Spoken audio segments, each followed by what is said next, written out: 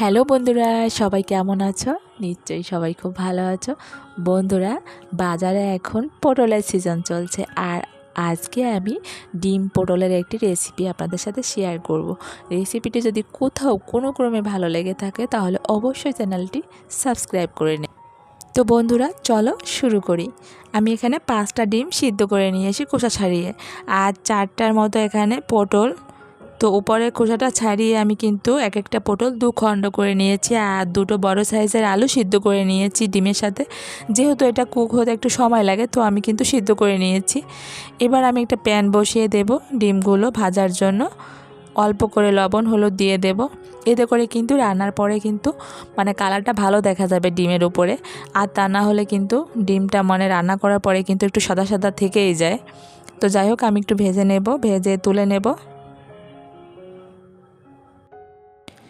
তো ডিমগুলো কিন্তু তুলে নেব। এখানে তুলে নিয়ে আমি এখানে ওই তেলের উপরেই কিন্তু পটল আর আলুটা একসাথে ভেজে নেব।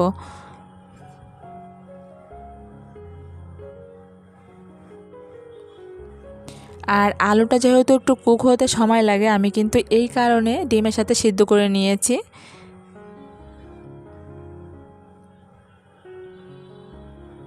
তো আমি অল্প করে লবণ হলুদ দিয়ে দেবো এখানে। লবণ হলুদ দিয়ে আবার ভেজে নেব কিছু সময়ের জন্য। আর পটলটা একটু ভাজা হলে কিন্তু ভালো হবে, আলু পটল একটু সময় নিয়ে ভাজলে আর কি।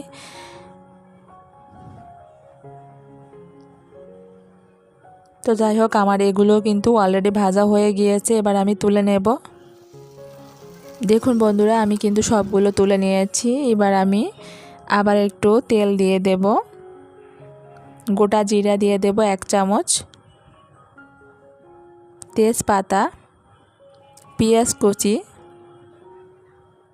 তো পেঁয়াজ কুচি দেওয়ার পরে কিন্তু কিছু সময় আবার ভেজে নেব পেঁয়াজটা। ভেজে এবার এখানে আমি আদা রসুন বাটা দিয়ে দেব। আদা রসুন বাটা দেওয়া হয়ে গেলে এবার দিয়ে দেব আমি শুকনো মরিচের গুঁড়া 2 চামচের মতো।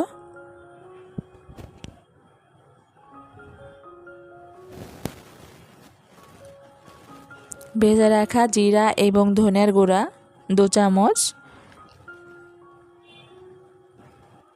লবণ হলুদ দিয়ে দেব পরিমাণ মতো। তবে হ্যাঁ, এখানে একটা কথা আছে, আমি যেহেতু আগের থেকে কিন্তু ডিম ভাজার সময় বা পটল ভাজার সময়, পটল আর আলু ভাজার সময় অলরেডি কিন্তু লবণ কিছুটা দিয়ে দিয়েছিলাম। এই কারণে খুব হিসাব করে দিতে হবে।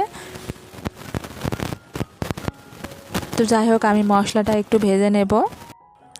মশলাটা আমি কিছু সময় নিয়ে ভেজে নেব এখানে। এবার আমি এখানে টমেটো পেস্ট দিয়ে দেব। তো এখানে আমি টমেটো পেস্ট দিয়েছি, তোমরা চাইলে কিন্তু এখানে টমেটো ছোটো ছোটো করে পিস করেও দিতে পারো। তো এইভাবে দেখা যায় টমেটো পেস্টটা দিলে হয় কি, গ্রেভিটা মাখো মাখো হয়। তো এই কারণে আমি কিন্তু দিয়েছি। তো যাই হোক, আমি মশলাটা আবার কিছু সময় ভেজে নিয়ে সেই ভেজে রাখা আলু আর পটলগুলো আমি দিয়ে দেব। দিয়ে আবার কিন্তু এখানে 2 মিনিটের মতো কিন্তু মশলা দিয়ে ভেজে নেব।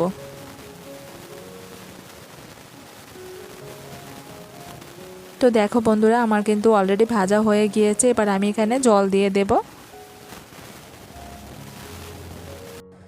তো আমি জলটা দিয়েছি, তবে জলের পরিমাণটা একটু কম করেই দিয়েছি, যেহেতু এখানে পটল আর আলুটা আমি সিদ্ধ করে নিয়েছি। আলুটা যদি সিদ্ধ না করতাম তো সেক্ষেত্রে কিন্তু জলের পরিমাণটা কিন্তু বাড়িয়ে দিত। তো আমি ঢাকনা দিয়ে ঢেকে দিয়েছি। 2 মিনিট পর ঢাকনাটা তুলে নিয়েছি। তুলে এবার আমি এখানে ডিমগুলো দিয়ে দেব। ডিমগুলো দিয়ে আবার আমি ঢেকে দেব। 2-3 মিনিট রাখলেই হবে, বেশি সময় রাখা লাগবে না। তো আবার চলে আসলাম। দেখুন বন্ধুরা, ঢাকনাটা তুলে নিয়েছি। এবার আমি এখানে, তো বন্ধুরা দেখো, আমি কিন্তু ঢাকনাটা তুলে নিয়েছি। এবার এখানে 1 চামচের মতো গরম মশলার গুঁড়া দিয়ে দেব, আর উপর দিয়ে ধনেপাতা ছড়িয়ে দেব। ছড়িয়ে আমি কিন্তু কিছু সময় এখানে নেড়ে চেড়ে আমি চুলাটা অফ করে নেব। আর দেখো, আমি কিন্তু এখানে নামিয়ে নিয়েছি একটা মিক্সিং বোলে।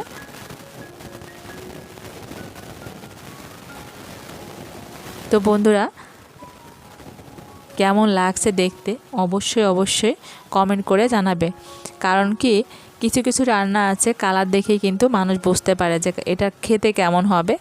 তো আজকের রেসিপিটা কেমন হয়েছে ডিম পটলের অবশ্যই কমেন্ট করে জানাবে।